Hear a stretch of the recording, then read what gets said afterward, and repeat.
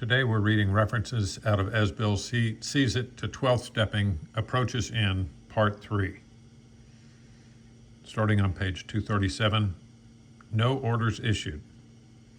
Neither the AA General Service Conference, its Board of Trustees, nor the humblest group committee can issue a single directive to an AA member and make it stick, let alone mete out any punishments. We tried this lots of times, but utter failure is always the result. Groups have sometimes tried to expel members, but the banished have come back to sit in the meeting place saying, "This is life for us. You can't keep us out." Committees have instructed many an AA to stop working on a chronic backslider, only to be told, "How I do my 12-step work is my business. Who are you to judge?" This doesn't mean an AA won't take good advice or suggestions from a more experienced member. He simply objects to taking orders. 239, when and how to give. Men who cry for money and shelter as a condition of their own sobriety are on the wrong track. Yet we sometimes do provide a new prospect with these very things, when it becomes clear that he is willing to place his recovery first. It is not whether we shall give that is the question, but how and when to give.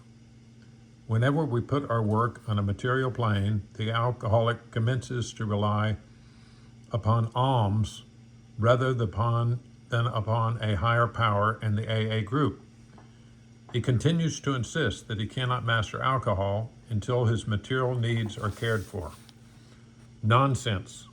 Some of us have taken very hard knocks to learn this truth, that job or no job, wife or no wife, we simply do not stop drinking so long as we place material dependence upon other people ahead of dependence on God. 242, let go absolutely. After failure on my part to dry up any drunks, Dr. Silkworth reminded me of Professor William James's observation that truly transforming spiritual experience are nearly always founded on calamity and collapse. Stop preaching at them, Dr. Silkworth said, and give them the hard and medical facts first. This may soften them up at depths so that they be willing to do anything to get well. Then they might accept those spiritual ideas of yours and even a higher power. I beg of you to be fearless and thorough from the very start. Some of us have tried to hold on to our old ideas, and the result was nil until we let go absolutely. 257. Key to sobriety. The unique ability of each AAs to identify himself with and to bring recovery to the newcomer is in no way depends on his learning, his eloquence, or any special individual skills. The only thing that matters is that he is an alcoholic who has found a key to sobriety. In my first conversation with Dr. Bob, I bore down heavily on the medical hopelessness of his case, freely using Dr. Silkworth's words describing the alcoholic dilemma, the obsession plus the allergy theme.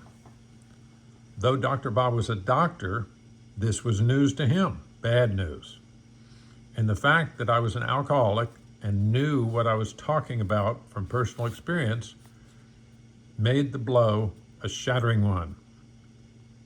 You see, our talk was a completely mutual thing. I had quit preaching. I knew that I needed this alcoholic as much as he needed me. 275. Recovery through giving. For a new prospect, outline the program of action, explaining how you made a self-appraisal, how you straightened out your past, and why you are now endeavoring to be helpful to him.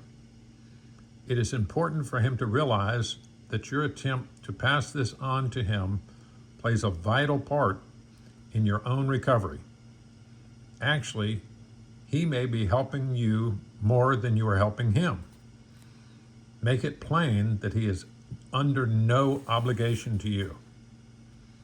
In the first 6 months of my own sobriety, I worked hard with many alcoholics. Not a one responded. Yet this work kept me sober.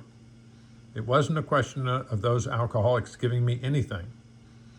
My stability came out of trying to give, not out of demanding that I receive. 314, high and low.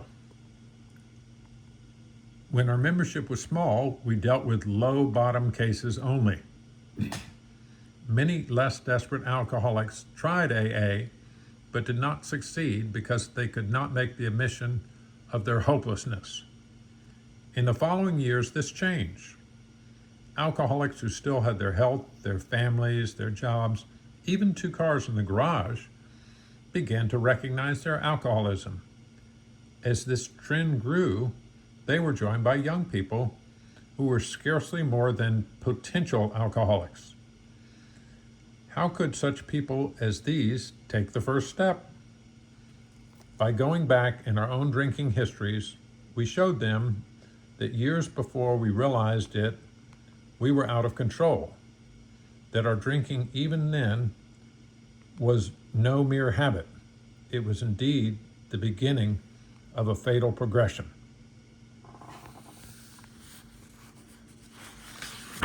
324,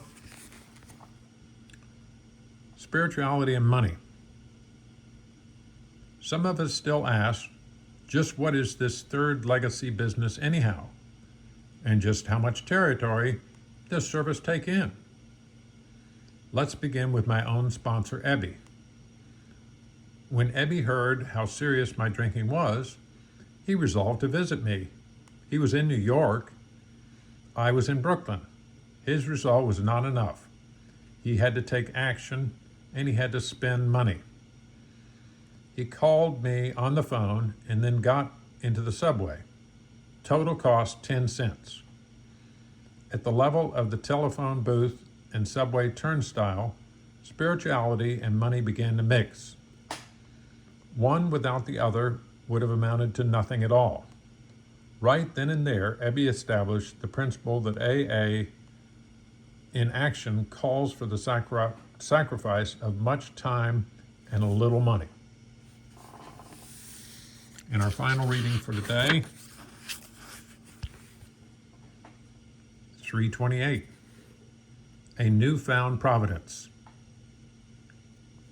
When dealing with a prospect of agnostic or atheistic bent, you had better use everyday language to describe spiritual principles.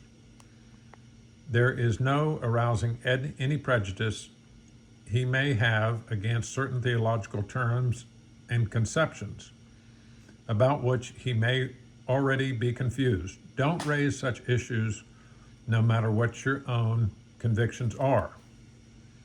Every man and woman who has joined AA and intends to stick has, without realizing it, made a beginning on step 3. Isn't it true that in all matters touching upon alcohol, each of them has decided to turn his or her life over to the care, protection, and guidance of AA? Already a willingness has been achieved to cast out one's own will and one's own ideas about the alcohol problem in favor of those suggested by AA. Now, if this is not turning one's will and life over to newfound providence, then what is?